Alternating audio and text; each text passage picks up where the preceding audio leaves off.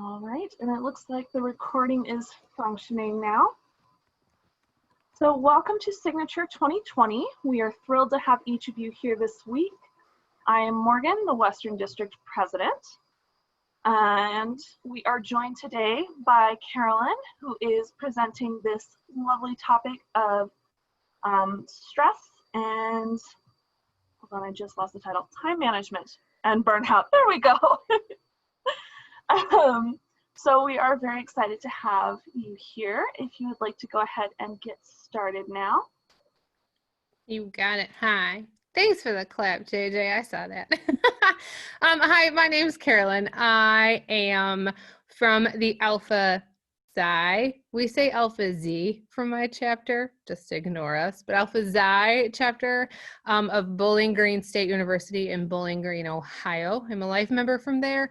I did my graduate work at Oklahoma State University, so I'm also an honorary of the Alpha chapter there. And fun fact, I'm actually an honorary of the Alpha Chi chapter, so hey. Back in the day, once upon a time, I worked as a chapter field representative for TBSigma and actually spent a fair amount of time with the sisters at Northern Arizona. So they surprised me one day. It was very sweet, very lovely. I am originally from Pittsburgh, Pennsylvania, and that's where I was born and raised. And I currently live about 40 miles west of Chicago in a little town. It's actually a village called Oswego. It's not very big, so my Midwestern accent might come flying out sometimes. Who knows? I'm kind of a mutt when it comes to my accent. So I did this presentation originally at National Leadership Conference last weekend, I think it was 2 weekends ago. And your counselors in Morgan immediately popped over and said, Carolyn, can you come give this for us? So I'm excited to be here. They asked me to do kind of the beginning part, like before we got to the stress management part. So I do touch on some of the stress management part. I presented this in tandem with Adam Cantley from Kappa Psi, and he kind of did the stress management piece. I did the burnout time management piece. And so based on what I was asked to do, I just expanded on, we touch on stress a little bit, but there's not a ton about stress management on here. We will talk about stress definitely in relation to all this, because that is one of our triggers of burnout. So there are going to be times where I ask you to go ahead and pop stuff in the chat if you are comfortable.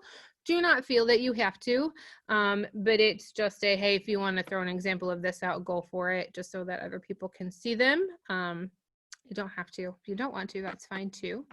Otherwise, I'm going to go ahead and share my screen. I have a presentation here. I have really had to learn Zoom on the fly. So this will be interesting. Oh, there she was again. Oh my gosh. And I will tell you too, oh gosh, let me back up. So I am the chair for the Board of Trustees for TBSigma. That was probably an important fact that I should have led with. I've been on the Board of Trustees. This is, we're starting my 8th year on the board, so I will term out at the end of this biennium, and then I am done. I can no longer rerun. I have termed out. I've held almost every position you can in TBSigma, with the exception of being on national council. So I've been around for a while. I've seen a lot. I've done a lot of presentations. I love working with the students. In my day job, I'll touch on that real quick. I am a Zumba instructor, so I teach Zumba mostly to the 15 up crowd, so the aging population. I love them. And then I also work as a social media and marketing manager for a real estate firm. And that gives me the flexibility to be a mom. And I've got 2 girls who are 8 and 10. They are crazy. No clue where they get it. So we were trying to navigate the fun world of education and COVID the last week and figuring out what plans are. So we are going to go ahead and get started here. So the focus of this presentation is really on time management, on burnout, and a little bit, like I said, a little bit on stress. And if you're kind of peeking at this graphic in front of you, this kind of sums up me to a T. Like, oh, right. A nap sounds great. Like, I totally got time for a nap.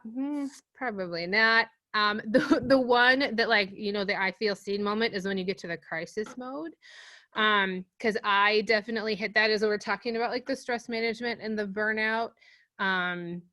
I often hit crisis mode before I can really buckle down and get stuff done. So, so this one just made me giggle a little bit because it's super true. So our objectives for today, we're going to define burnout. We're going to recognize the indicators of burnout. We're going to identify the difference between being stressed out and being burnt out because they are two very different things. We're going to learn how to identify your core values. We're going to learn the ABC 1, 2, 3 time management method, and then we're going to moosh it all together to figure out how it all talks to each other. So I'm going to play this video. This has been circulated, and I hope this works. If it doesn't, like, wave or say something. The link is embedded in my video, so I'm hoping it works. I don't know if you've seen this pop around on your Facebook yet. This is a video that was made by this high schooler, and I'm just going to give it a play here. I think it works, right? Yeah. There's no talking. It's just some music back there. It's 3 minutes. We can make it through.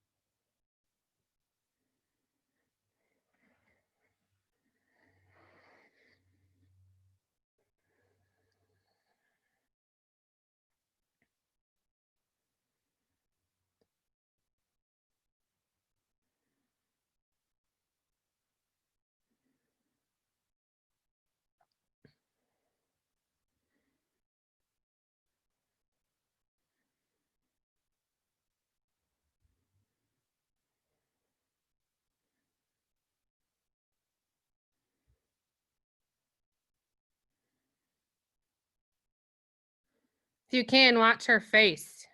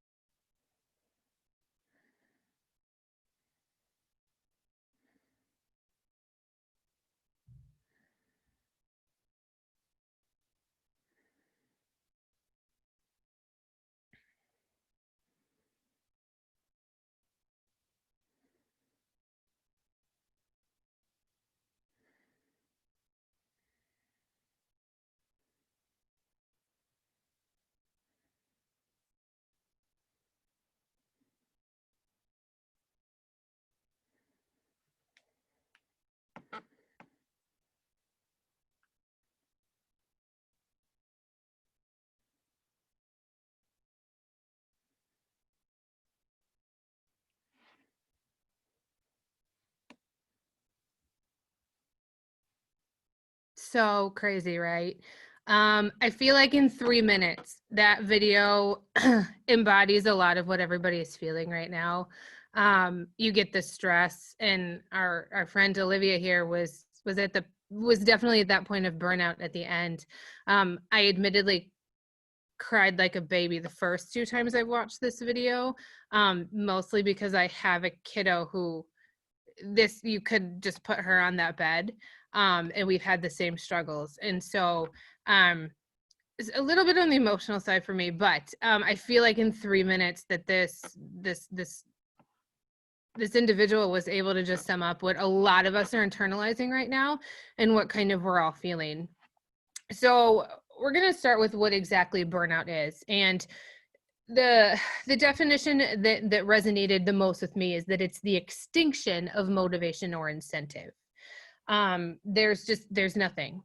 There's no motivation, there's incentive, there's just nothing. And it's kind of characterized by 3 main dimensions, and it's exhaustion, cynicism, and the feelings of reduced professional ability. So burnout really is a reaction to prolonged stress or chronic stress. So it's prolonged, it's chronic, it's consistent, but then there's just extinction of motivation or incentive. The difference between stress and burnout. This one is pretty key, I think, because sometimes you can think that you're burned out or you're just super stressed out. Maybe you're stressed out, but you're really just burned out. So stress, there's just too many demands on you, both physically and mentally. But with stress, there's the belief that you can get everything done and you'll be better. Like if you just get everything done, if I get through my to-do list, like it'll be done, we can move on, life will be great. You can push through and you can get your tasks accomplished. With burnout, you are just done. You are devoid of motivation and you just are beyond caring. Like there's just nothing there anymore. So, and that's one of those key differences between the two, is if you are stressed, you have that mentality that you can get it done, that you can push through and everything will be great. With burnout, that's not even there anymore. So our differences between the two, the easy way to remember it is when you're stressed out, you have too much of something. And when you are burnt out, you don't have enough. So when you are stressed, you're overengaged, your emotions are overreactive, which is me to a T.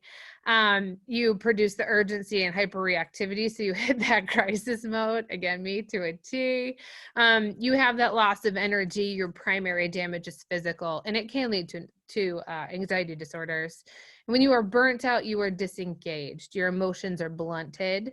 There are no emotions. It can produce hopelessness and helplessness. You lose your ideals, your hope, your motivation. Your primary damage is emotional, and it can lead to depression. Oh, man, it can lead to depression and detachment. I don't know what I said that made her pop up, but there she was again. Let me flip to this next one. So other indicators of burnout. So there are physical symptoms, there's emotional symptoms, and there are behavioral symptoms. So I'm going to give you kind of an example, a real life example, as we are kind of walking through these. Shortly after my husband and I were married, I married a sister actually from the Illinois State University chapter. And shortly after we got married, he started, well, out of college, he worked for a statistical software company and interned there, had worked there for a few years. And then I noticed that he would commute downtown. So live in Chicago, he'd get on the train, commute downtown. He worked in the Sears Tower, so that was kind of cool. I noticed that he would start waking up later for work. And then, which was okay, fine, like a few days here and there, but it started to get a little bit more consistent. And then I realized that he would have days where he just wouldn't go to work. And I never thought that was very strange because he did have the ability to work from home sometimes, but for the most part, he went to work, he commuted. But it was more and more often he would stay home. I would wake up and he would still be there. And then there would be days that he'd say, okay, I'm going to town tomorrow. I have stuff to do in the office. And he wouldn't go to the office. And then it just got to the point where he stopped going in to work out together, and he would just work remotely all the time. But then in conjunction with that, he just was not a very fun person to be around all the time. Right. And you were like newly married, like, let's go out, hang out with friends. We were, super young, and he just wasn't very fun to hang out with all the time. But it was because he had such the anxiety and just this stress, and got to the point where he just didn't want to anymore. He had no desire to do it. He always kind of felt run down and kind of crappy. He was just cranky, and he was just easily just easily triggered. And it got to the point where he just walked out of his office one day and he was like, I'm done. There's nothing left. He just doesn't care.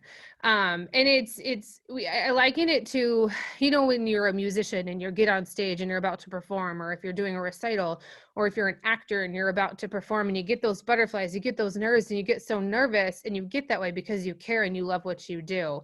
And I've often heard people say, when you have the absence of those nerves, and when you're not even nervous about going on anymore, that's when you need to kind of rethink if it's what you love doing anymore, because you just don't have those emotions there anymore. So same thing. So my husband actually quit his job that day when he walked out, which was awesome because I worked at the Gap, y'all. There's not really any way we could pay the mortgage at the Gap, but it was, emotional well-being. I was like, we'll figure it out. It's fine. And it was.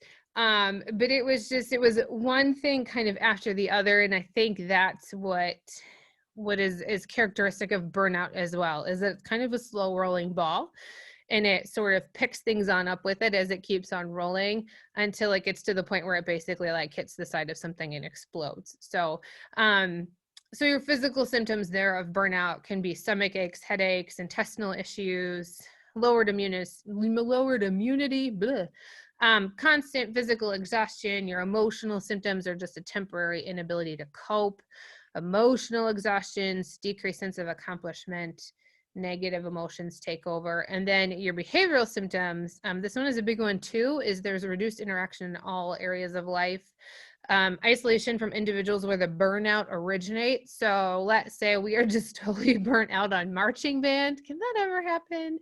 But like you just would no longer want to be around anybody that is associated with band at all. Misdirected anger and showing up later, missing obligations. You don't care. So why should you go? I don't care that I missed it.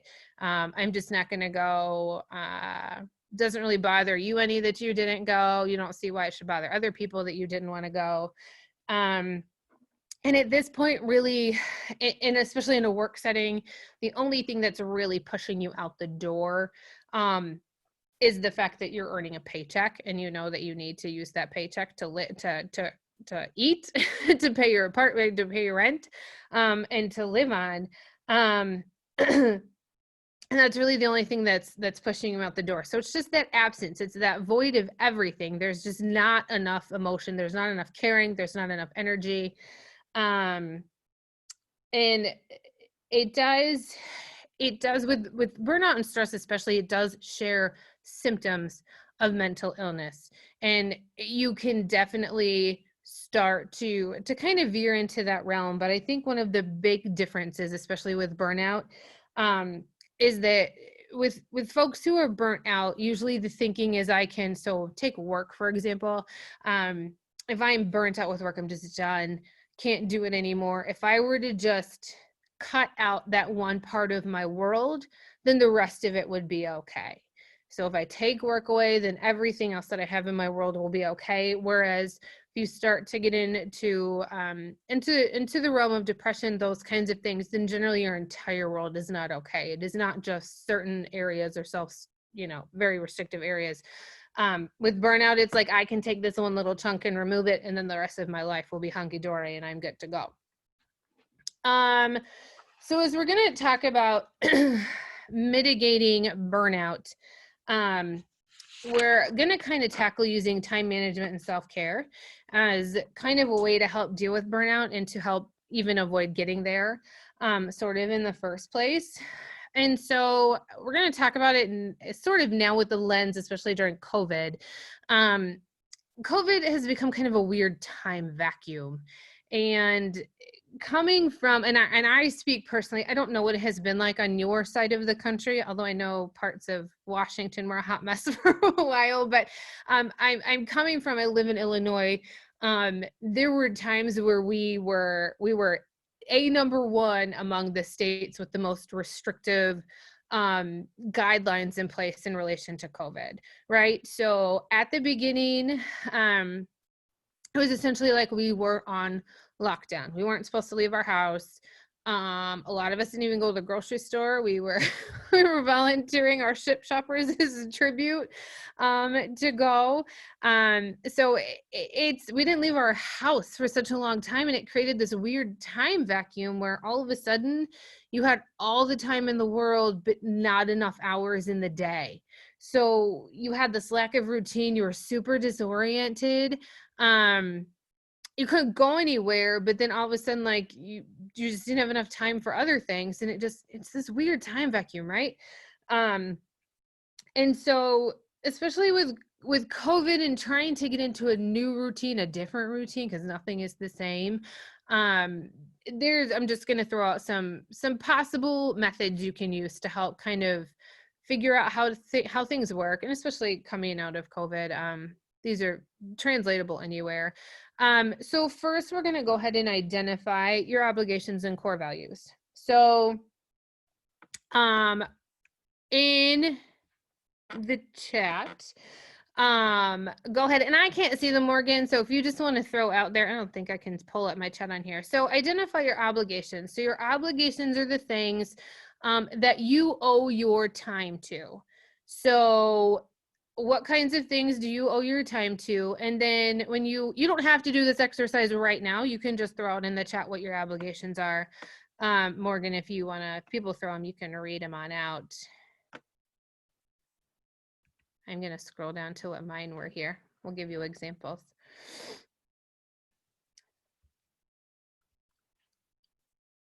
And then as you kind of go through these and you identify your obligations, you're going to want to rank them in order of importance. And some of them may be parallel. So I have me at the top, and we'll talk about why that self-care piece is important. I'm a mother and a wife, right? Those are parallel for me. I have a family, so my mom, my dad, my in-laws, and then my job, because it pays me money and gives us money to do things. And then my neighbors. Notice that TBSigma is not at the top of my list, friends. It's kind of smack right there in the middle. But then I am also the co-chair for our elementary school's biggest fundraiser. Go figure. Somehow word got out that I'm good at fundraising. So that's in there. I also moonlight as our school mascot, so I'm a shark. I also coach Girls on the Run. I am a Girl Scout leader.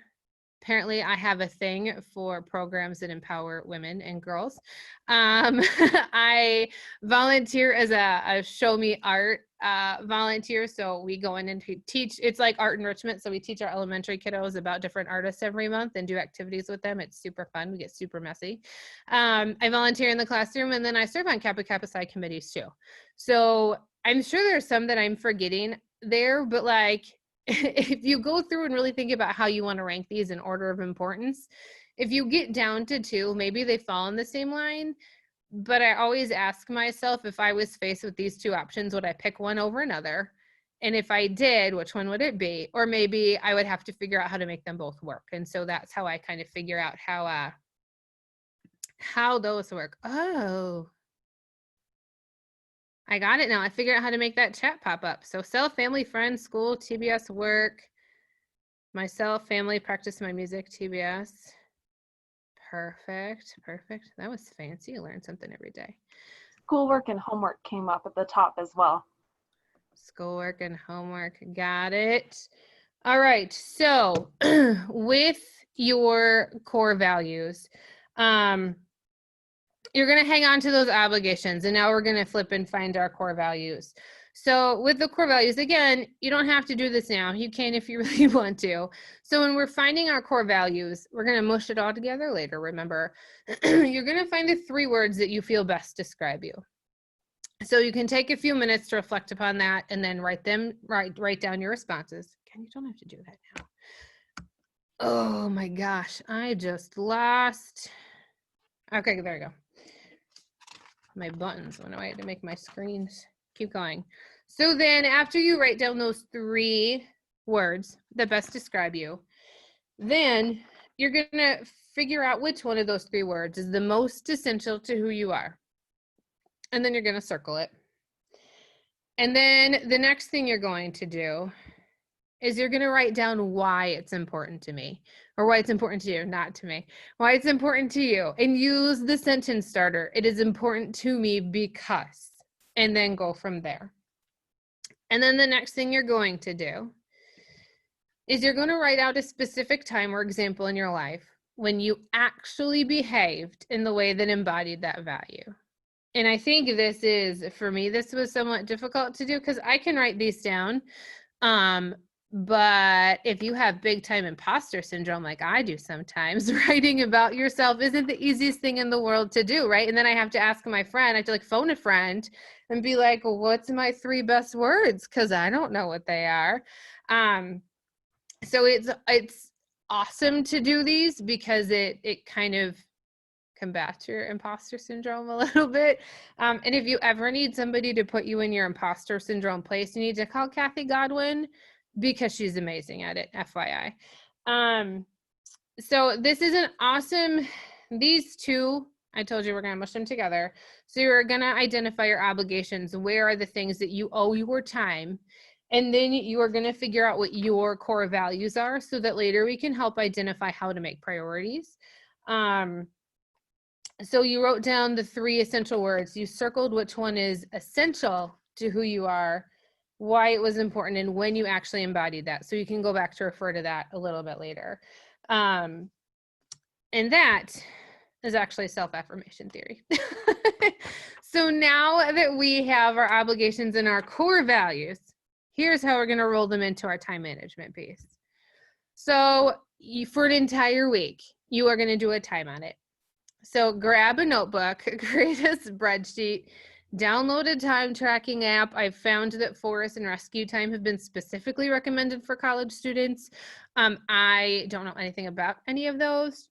I just found them. So grab something, and what they're telling you to do is every 30 minutes throughout the day, record what you are doing. So like we just hit 9:30, I would hit 9:30 and I would write TBS workshop with Carolyn, right?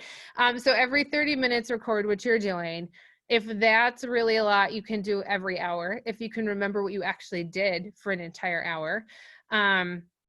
Yes, for an entire week. Is it tedious? Yes, but it will be beneficial. And yes, like I said, you must quantify the time you spend on social media or blinging out your island on Animal Crossing. Not even kidding about that one. So this is going to give you a really great idea of where exactly you are spending your time. And I'm waiting to do this personally until I get to the start of school, because I can't volunteer at school like I usually do this year. But that's usually when I start to realize I've missed pockets of time and I don't even know like where half of my day has gone. So I'm waiting to do this so I can figure that out, because I wish I had done it before COVID, and I wish I had done it after COVID to see where those differences were. So an entire week, it would be amazing. So then you're going to evaluate your time. Did you end up spending 20 hours a week terraforming, shopping at Able Sisters, and catching stars with Celeste? Celeste has yet to come to my island, by the way. How much time was spent on the What's Up Insta Twitter Bookagram? Would you actually qualify that time as positive or negative? There may be positive. There may be times where it is positive. All of the time, I will admit that I have just spent reading the comments on posts about our back to school plans was not positive time in my world. And then once you know where you're spending your time, you can better figure out if those time intensive tasks, the one where it constantly popped up in your schedule, it took the most time out of your schedule, if those are really benefiting you the way that they should be or the way you want them to be. So With your list of obligations, with your core values and your time audit, you're going to set some priorities. And this is just one method. We're going to use the ABC 1, 2, 3 method here. We're going to kind of walk through it, but pop in the chat. We did this at NLC. People started putting in there, do you have a favorite time management method? I know the National Council loves to use Trello to help kind of organize and guide their projects, which is like an app version of sticky notes. A lot of people love bullet journals. If you have a favorite journal or a favorite planner or whatever, you can pop it in the chat so we can all steal your ideas from you. But we're gonna go, look, I lost, oh, here it is, here it is. I was gonna say I lost the little window that showed what everybody says. Time does exist in Animal Crossing. But I agree. My kids would say it doesn't. If you have any fun time management apps or whatever, planners, throw them in the chat. So the ABC 1, 2, 3 is just one method of choosing which task to do first, which task to do later, in a way to evaluate the impact each task has on your overall goal. So picking the tasks which have the biggest impact on your goals, on your core values, so that you help avoid burnout. Oh, oh my gosh, we're not going to Amazon Smile. P.S. everybody, you can donate to Amazon Smile for TBS. See right there. Oh my gosh, I'm a hot mess, y'all. Scrolling. We can talk about Amazon Smile later. Okay. Gonna get out of the things I can click on. Okay, so your ABC. Your ABCs are your impact on your overall goals. So A is big, B is moderate, C is small. Your 1, 2, 3s are how much time it takes to complete. Is it quick? Is it moderate? Or does it take a long time to complete? So with your priorities at hand, so we have our core values, we have our obligations, and we have our time audit from the week. And if you're really kind of one of those data nerds that I love so much, you can always create a pie chart to make it really obvious where you put your time. Feel free to data it up any way you know how or you love. With your priorities at hand, take your list of tasks and assign a value to each of them on the list. So A1, B2, C3, and so on. So maybe Animal Crossing for me is a C2 because I intend to sit down for 15 minutes to play and an hour later I'm still there. So maybe it's a C2, moderate amount of time, very low on my overall goals that I'm trying to accomplish. But let's say, for example, for me, sitting on the board of trustees, we've been starting to take a lot of webinars and conferences and workshops related to all kinds of things.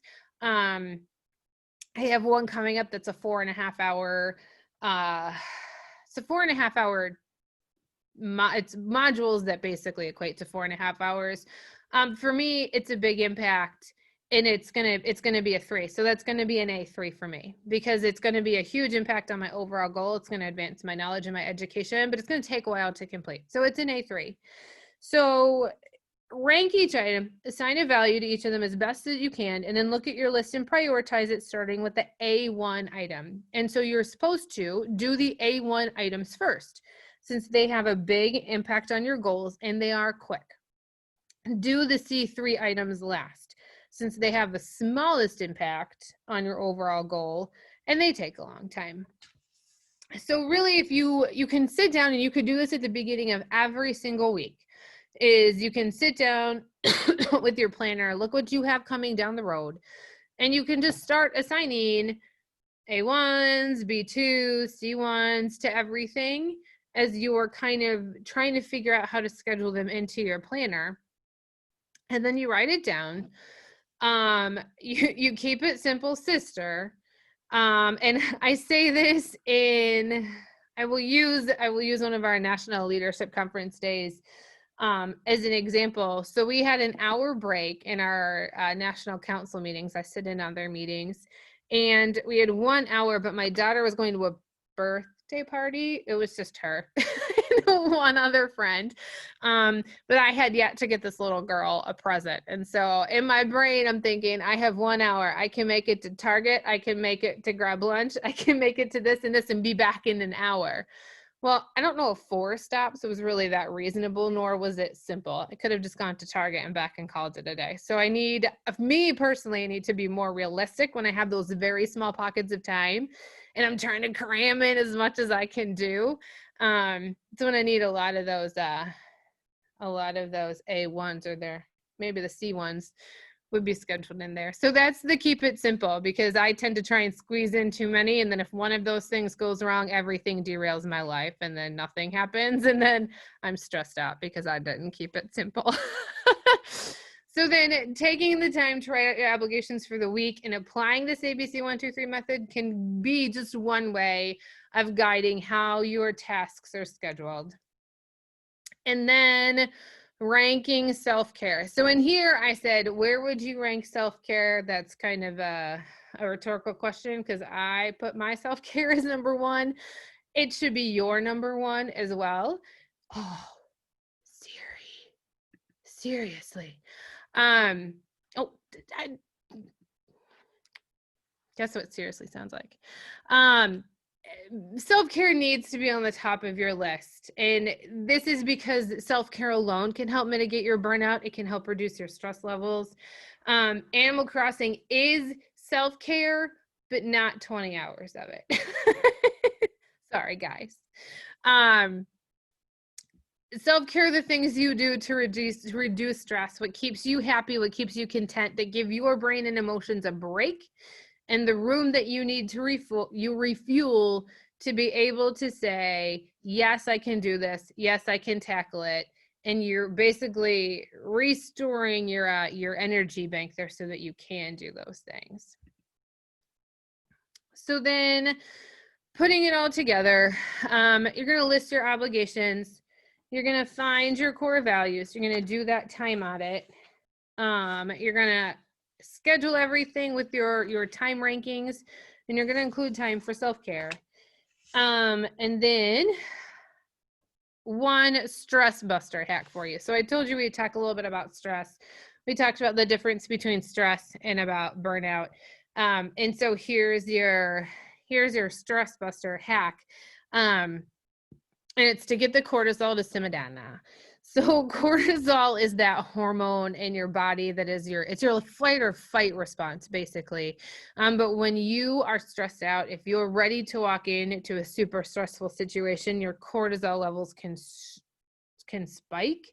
And then it just kind of wrecks a whole lot of things. And those elevated cortisol levels are also the reason why you may not be sleeping well at night.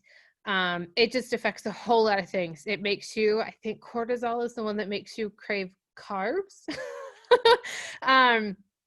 There's cortisol and leptin and all kinds of good stuff affect your sleep. So here's my stress buster hack for you, to help you avoid those spikes in cortisol and to help kind of manage those stressful situations. I just called this BT dubs. So it's 4-7-8 plus a self-affirmation. So the 4-7-8 is actually a breathing technique. I'm not going to make you do it because it's awkward to do via Zoom. But essentially it's breathing in, and we're all band kids. So this is awesome because we like to have that, like, turn on your Dr. Beat if you want to while you're doing it. It's breathing in for 4, hold your breath for 7, and then exhaling for 8. And you can do this at whatever beat you want to. It can go fast, it can go slow. I find myself most of the time counting to my heart rate. But the 4-7-8, if you get a good like 3 rounds of that 4-7-8 breathing in there, can help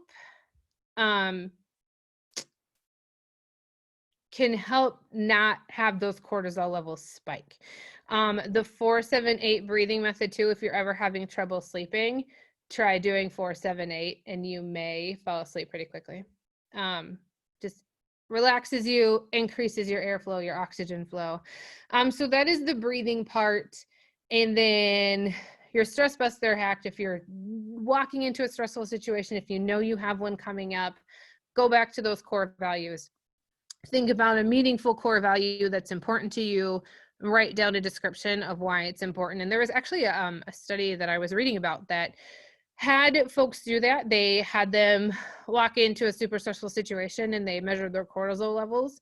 And then they had them go back and they had them breathe and then do this exercise where they thought about the most, like, their meaningful core value, why it was important to you, and they wrote it down. That is an important part of it, is you wrote down the description of why it's important.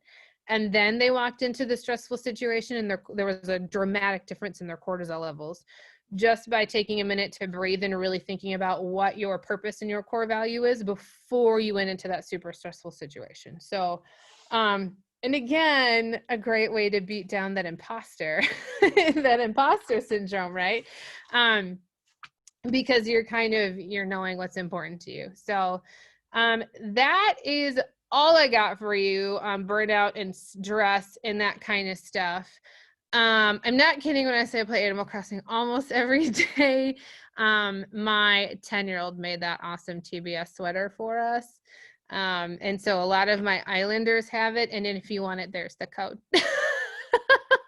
you can steal it. She's also made, I will tell you, we have a TBS picnic area on my island. We have she's made me a TBS dress. I mean, the TBS, well, no, I think the TBS flag came from somebody else, but we have a bunch of TBS stuff on my island. It's hysterical. She's just head over heels in love with everything.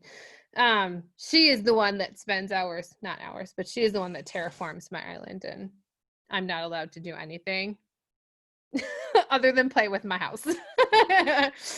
So there you go. Does anybody have any questions? I'm going to stop this share, but if you need something on there, you just let me know.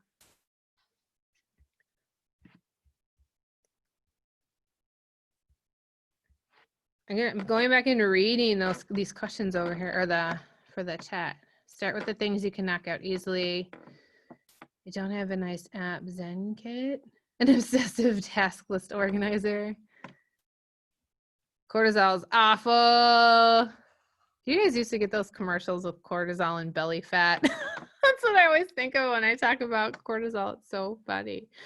Oh, the Remind app. Yes, that one is a good one too.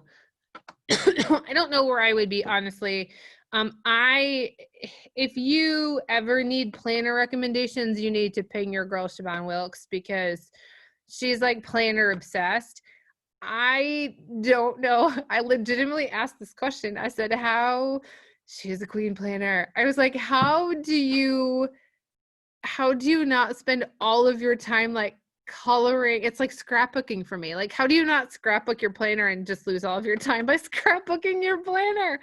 But I cannot do written planners. They just don't work for me. And so Google Calendar is my best friend.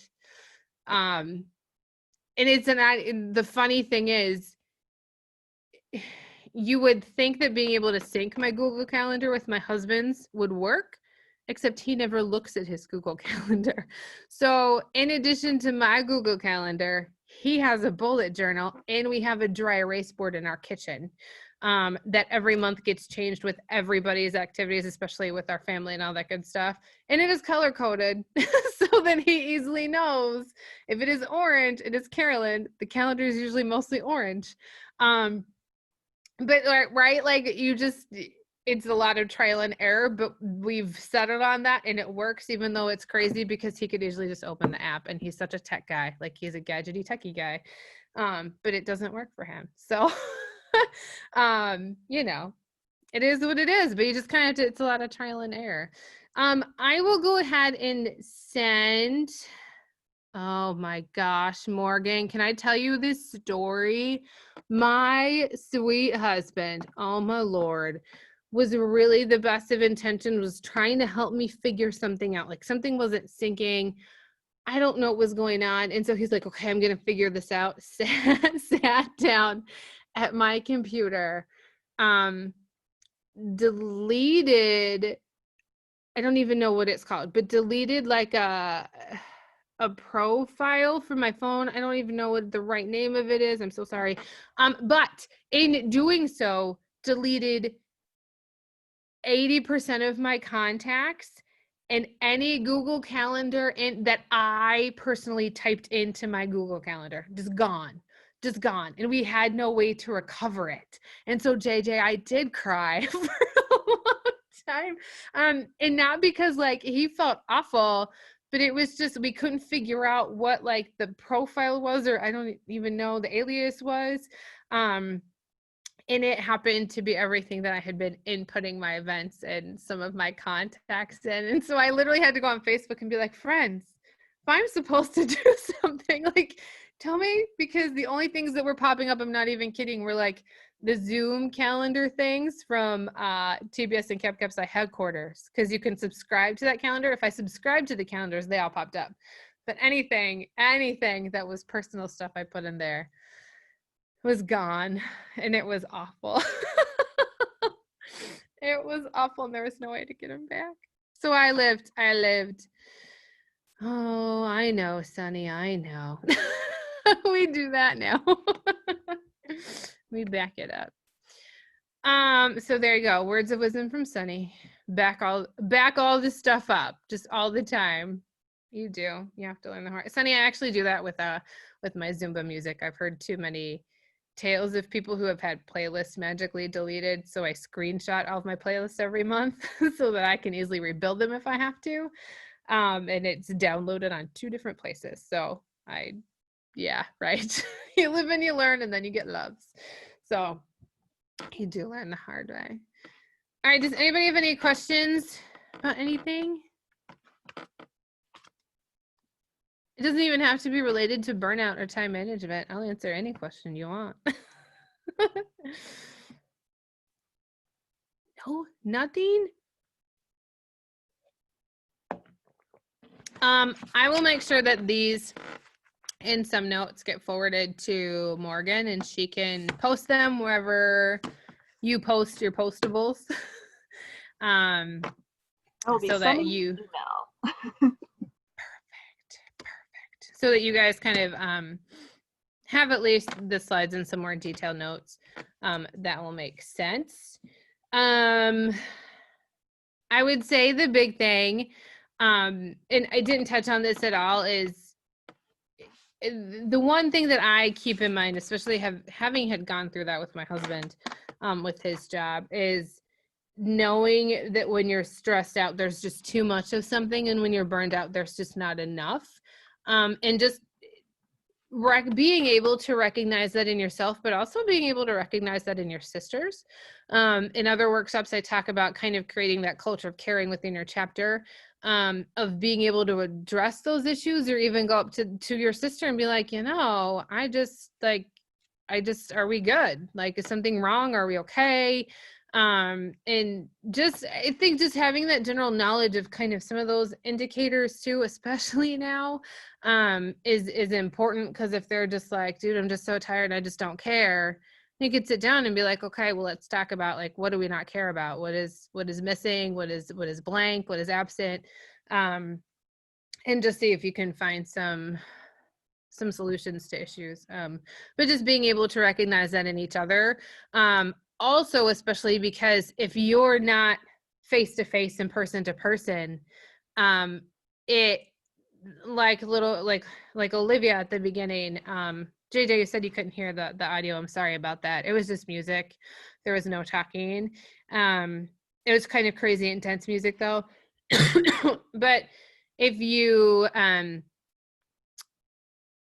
just being able to maybe recognize the signs, even if you're not person to person, whether you can kind of see it on a Zoom call or in a phone conversation or a text or whatever. But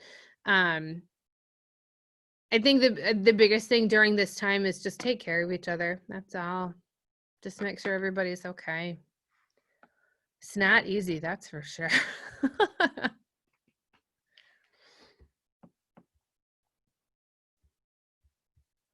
All right. With that, I am done. Unless anybody has any questions, comments. I just want to say from the whole district council and the whole Western District, thank you for doing this. It's super helpful, especially right now.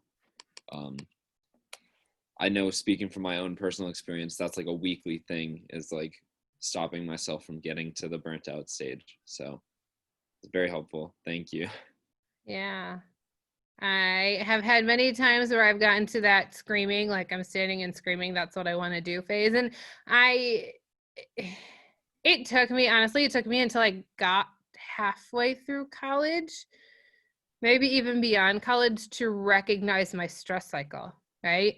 So I think everybody has a stress cycle and you might not know what it is yet, and that's totally okay. But my mom actually was the one that was like, Carolyn, you always do this. Again, the phone a friend. She was like, Carolyn, you always do this. I remember specifically I had a project due for college. I was a pop culture major, fun fact.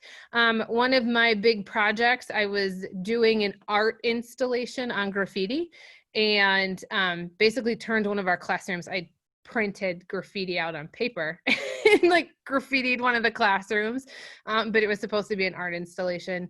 But I was stressing out about how I was going to do this project and how I was presenting it. And I was on the phone with my mom, like, Mom, I just don't feel good. I was notorious for that in high school. I just don't feel good. Like, I don't know what I'm going to do. Like, gosh, why did I wait so long? This is so awful. And she said, Carolyn, you always do this. And then you come up with amazing ideas and then you get them done and then you're fine. And I was like, oh, okay, Mom, you're right. Right? So sometimes it takes somebody else to identify those stress cycles.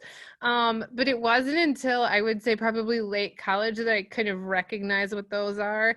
And I wish I had known to stop, like, every Sunday, just stop for a hot minute and look at your week coming up and be like, okay, we need to prioritize this, because maybe making the cookies for the TBS bake sale wasn't more important than going to class. Right? So they sell make and break, they would have been just fine. So you start to identify those stress cycles, and you can use some tips and tools to kind of to mitigate it. But we never had these kinds of conversations that I remember in college. And I wish we had, because we probably would have fared a little bit better. I mean, we were fine. We all came out okay. We all got jobs. we're all great. But it's one of those, if you knew then what you knew now, life would probably be a little bit different. So yeah. Well, thanks for inviting me to come and talk. I love getting to hang out with everybody, and especially when we had all of the DCL quotas, and with NLC, I got to like pop into all the district rooms because I can do that. And it's just fun to say hi to everybody, and just again, like I said, make sure everybody's doing okay. That's all. Well, thank again, you. We really appreciate you. Yeah. Sorry, Morgan. No, you're good. Thank you for You're coming. fine. We're so glad that you were able to make it, especially so soon after NLC. And we will definitely look forward to sharing those resources that you got for us. I also have a couple more stored up from all of our talk on, let's see, we talked about the 478 and the two different apps that we can use. So I wrote those down for everyone in case you guys didn't catch the names. You can Google the 478 breathing technique, and you'll probably get a bunch of stuff on that if you want to. I notice sometimes when I go to bed and realize I'm anxious or just stressed out, or like my mind is racing, I'll make myself stop and I'll breathe and I will feel better. It's also fun on your, if you have an Apple Watch, to see if your heart rate goes down. It's a fun challenge. Well, yeah, thank you again. And all of you guys who have come tonight, thank you for giving us your evening. And we hope to see you again for the rest of our sessions this week. Especially, we just talked about the importance of self-care. We have a whole session on that coming up soon here. And that is, what is that, tomorrow? Yes, tomorrow, 7 PST, 8 MST. So definitely come build on this and learn how to take care of yourself with our chapter visitation assistant and a registered dietitian who went to Omega. So lots of good stuff, and let's keep rolling throughout the rest of the week. So fun.